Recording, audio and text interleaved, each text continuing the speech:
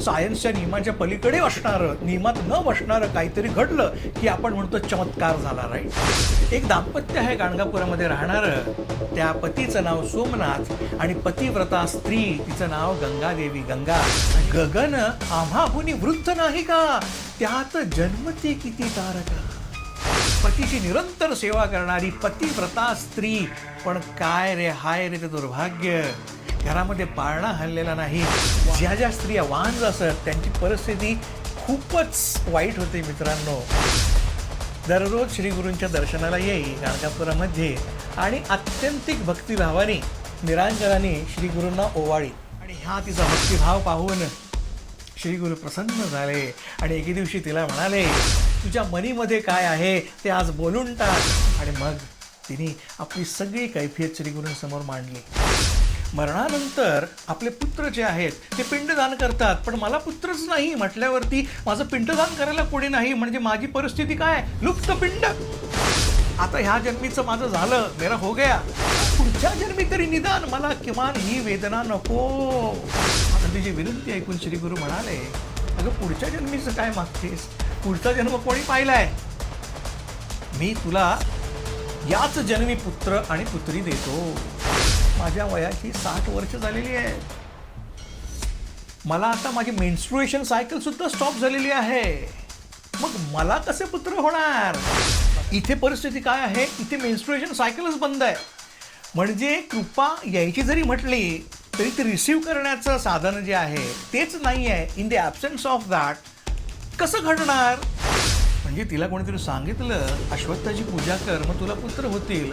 आणि पुत्रप्राप्ती करता तिने अश्वत्थाची सेवा केली, कैक वर्ष केली. पुत्रप्राप्ती, संतानप्राप्ती काही झाली नाही. आणि मग विटाळ होणं बंद झालं, तिची मासिक पाळी बंद झाली. पण तिची अश्वत्थ पूजा बंद झाली का. तरीही शी कंटिन्यूज टू सर्व अश्वत्थ. ती पूजा करीतच राहिली. अश्वत्थ सेवा महापुण्य वृथा नव्हे पर्येचा. अश्वत्थ सेवा, पिंपळाची सेवा महापुण्य आहे, वाया जाणार नाही. तू अश्वत्थाची सेवा कर, अश्वत्थाची आणि आमची सेवा कर, तुला पुत्र होतील. असा अश्वत्थाचा महिमा आहे. आणि मग तिने श्रीगुरूंना सांगितलं की श्रीगुरू मला अश्वत्थाचा आता महिमा वर्णन करा, कारण माझ्या मनीमधला भाव आता डळमळीत झालेला आहे. राईट. काय सेविता मूर्खपणे, आता उगीच मी सेवा करताय का, असा माझ्या मनाचा भाव कलुषित झालेला आहे. तेव्हा तो पुन्हा त्याच्या मूळ जागे आणण्याकरता मला अश्वत्थाचा महिमा सांगावा. आणि मग श्रीगुरू तिला अश्वत्थाचा महिमा सांगतात. ब्रह्मांड पुराणामधली कथा सांगतात. ब्रह्मदेवानी नारदाला जे सांगितलेलं आहे अश्वत्थाचं महिमानं. हा अश्वत्थ वृक्ष कसा आहे, हा अश्वत्थ वृक्ष असा आहे, ब्रह्मा सांगे आम्हापासी म्हणजे नारदापासी, अश्वत्थ मुळी आपण वासी. अश्वत्थाच्या मुळाशी आपण म्हणजे कोण, ब्रह्मा वास करतो. मध्य वासे ऋषिकेशी, मध्य म्हणजे खोडामध्ये, ऋषिकेशी अर्थात कोण, विष्णूचा वास आहे. अग्री रुद्र असे देखा, वरती जो वृक्ष संभार आहे त्याच्यावरती रुद्र अर्थात शिवशंकर वास करतो. त्रिमूर्तींचं प्रतीक आहे मित्रांनो. मुळामध्ये ब्रह्मा, खोडामध्ये विष्णू आणि अग्री जो आहे तो शिवशंकर आहे. अकार शब्द मूळस्थान, स्कंद शाखा उकार जाण, फळ पुष्प मकार वर्ण. अशा प्रकारे हा कसा आहे अश्वत्थ, ओमकार रूपी हा अश्वत्थ वृक्ष आहे. अशा वेगवेगळ्या प्रकारे त्यांनी अश्वत्थाचं महिमा तिला वर्णन केला. आणि ते व्रत कसं करायचं त्या गंगादेवीला सांगितलं. आणि मग श्रीगुरूंना साष्टांग वंदन करून ते व्रत मनीमध्ये धरून ती तिथे निघून गेली. कुठे, श्रीगुरूंनी जिथे सांगितलं होतं तिथे. कुठे, भीमा अमरजा संगमावरतीच. जिथे त्या नरहरी ब्राह्मणाला पाठवलं तिथेच वृक्ष फक्त बदलला. तिकडे औदुंबर वृक्ष जो आहे तो प्रकटला. इथे श्रीगुरूंनी सांगितलेलं आहे त्या भीमा अमरजा संगमावरती जो अश्वत्थ वृक्ष आहे तिथे मी नेहमी अनुष्ठानाला जातो असं सुद्धा श्रीगुरूंनी सांगितलं. आणि त्या वृक्षाची तू पूजा कर मनोभावे. आणि तिला ते व्रत सांगितलं आणि त्याप्रमाणे तिने ते व्रत आचरलं. 3 दिवस. सोपं व्रत नव्हतं मित्रांनो. सगळ्यात कठीण गोष्ट त्याच्यामध्ये कुठली होती तर 3 दिवस मौन पाळायचं होतं. आणि मौन म्हणजे थोडासा विनोदाचा भाग सोडला, स्त्रियांना मौन राहणं केवढी कठीण गोष्ट आहे मित्रांनो. पहा, आपल्या घरी जर का आपली पत्नी, आई, बहीण जर कोणी असतील तर बघा त्यांना विचारून मौन राहायचं 3 दिवस. बघा काय म्हणतायत. तर अत्यंत कठीण तिने कठोर व्रत केलं 3 दिवस. आणि काय चमत्कार झाला मित्रांनो, 3ऱ्या दिवशी म्हणण्यापेक्षा 3ऱ्या रात्री तिला स्वप्न पडलं आणि त्या स्वप्नामध्ये तिला एक अत्यंत तेजस्वी असा एक ब्राह्मण दिसला. आणि तो ब्राह्मण तिला म्हणाला, श्री गुरु सहित अश्वत्थासी, श्री गुरुसोबत पिंपळाची पूजा करिता 3रे दिवसी स्वप्न जाहले तियेसी सांगेन ऐका एकचित्ते, एकचित्ताने ते स्वप्न ऐका.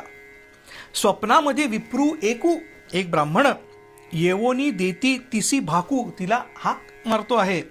काम्य तुझे जाहले ऐकू, तुझी मनीची इच्छा पूर्ण झाली. सांगेन एक ते करी म्हणे, मी सांगतो ते एक तू कर.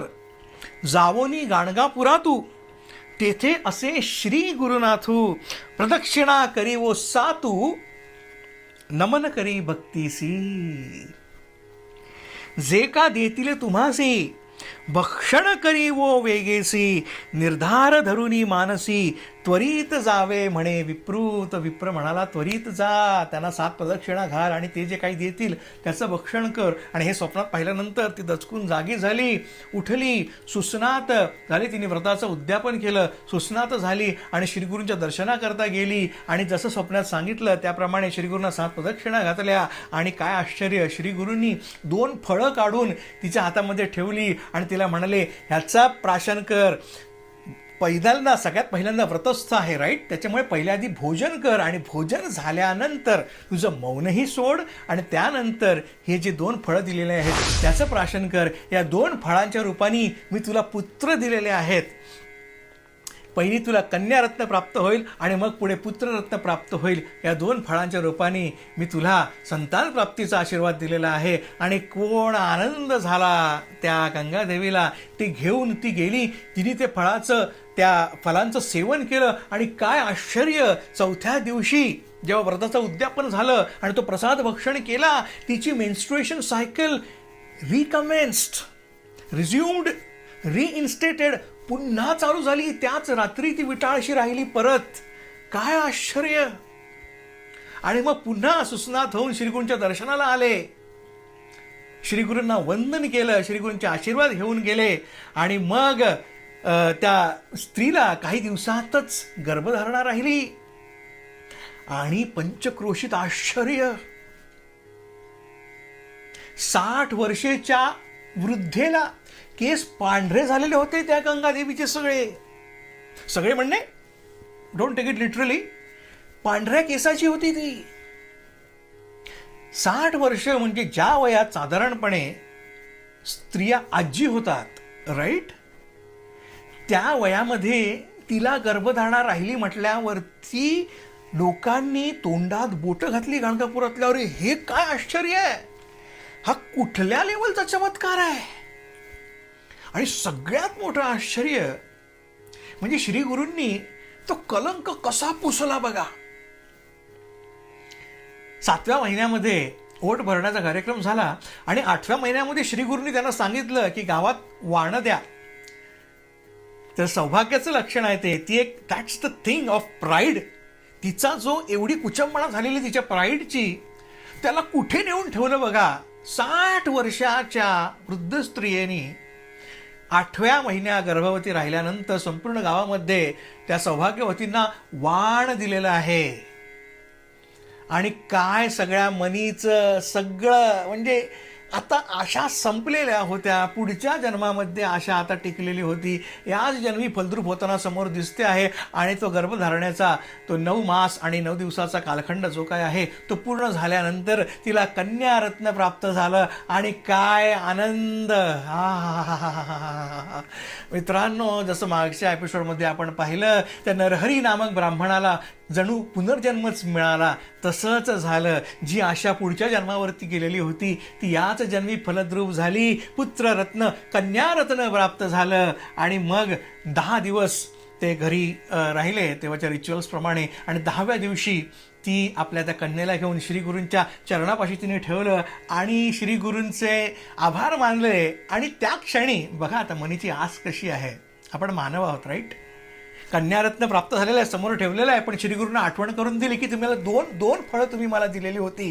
कन्यारत्न प्राप्त झालेलं आहे, पण तुमचा शब्द तुम्ही विसरू नका, मला पुत्रसुद्धा तुम्ही देणार आहात, मला पुत्र प्राप्तीचा वरसुद्धा तुम्ही दिलेला आहे. तेव्हा श्रीगुरू हसले.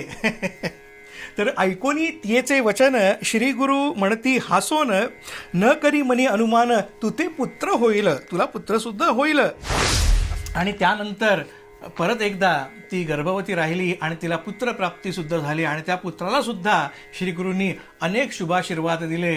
आणि अशा प्रकारे मित्रांनो, जर्जर वंध्या केरा स्वप्न कर्या सफळते सुतना कृत्स्न, जर्जर झालेल्या वांझेचं कसलं स्वप्न, कसलं कृत्स्न, कसल्या मनीची आशा, कुठली, सुतना कृत्स्न, पुत्रप्राप्तीचं तिची आशा जी आहे ती श्रीगुरूंनी पूर्ण केली. आणि त्याची ही कथा आपण पाहिली, अत्यंत रसाळ अशा प्रकारे अत्यंत सुरस कथा सिद्धमुनींनी नामधारकाला सांगितली आणि नामधारकांनी ती लिहून घेतली, ग्रथित केली. आणि सरते शेवटी ज्या काही 2-4 ओव्या लिहिलेल्या आहेत मित्रांनो, त्या मी तुम्हाला वाचून दाखवतो. You will love it. तर 60 वर्ष वांझेसी पुत्र जाहला परियसी, सिद्ध म्हणे नामधारकासी, ऐसी कृपा श्रीगुरूंची. निर्धार असे ज्याचे मनी, तया ते वरू देती तत्क्षणी, या कारणे एको मनी, भक्तिभावे करावी श्रीगुरूसी. म्हणून सरस्वती गंगाधरू, सांगे गुरुचरित्र विस्तारू, भजा भजा हो श्रीगुरु, सकळा अभिष्टे साधती. म्हणून सरस्वती गंगाधर आम्हाला सांगतायत, काय सांगतायत, भजा भजा हो श्री गुरुसी, सकळ अभिष्ट लादती, मनिजा सकळ कामना पूर्ण होतील. श्री गुरु म्हणजे कामधेनू, अंतःकरणी नको अनुमानू, अनुमान करायचं नाही, हे तर्क आहे का अतर्क आहे, खरं होईल का नाही होईल, जे जे इच्छा भक्त जनू, समस्त देईल परियेसा. आहा, अशा प्रकारे मित्रांनो या श्रीगुरूंची कृपा, त्यांचं प्रेम, त्यांची करुणा आपल्या सगळ्यांपर्यंत त्याचा विस्तार होवो, हीच श्रीगुरूंच्या चरणी प्रार्थना करतो. आणि श्रीगुरूंच्या कृपेचा जो स्पर्श, तो वर्षाव आपल्यावरती झाला असेल, आपल्या मनाला स्पर्शला असेल, तर अवधूत चिंतन श्री गुरुदेव दत्त लिहून मला कमेंट बॉक्समध्ये जरूर कळवा. पुढच्या एपिसोडमध्ये आपण एका नवीन कथेसकट भेटणार आहोत. या ठिकाणी दत्तबावलीमधला आपला 23वा श्लोक संपन्न होत आहे. जर्जर वंध्या केरा स्वप्न, कर्या सफळते सुतना कृत्स्न. पुढच्या एपिसोडमध्ये करी दूर ब्राह्मण नो कोड, कीधा पूर्ण एना कोड, ही गोष्ट आपण पाहणार आहोत. तोपर्यंत आपली काळजी घ्या.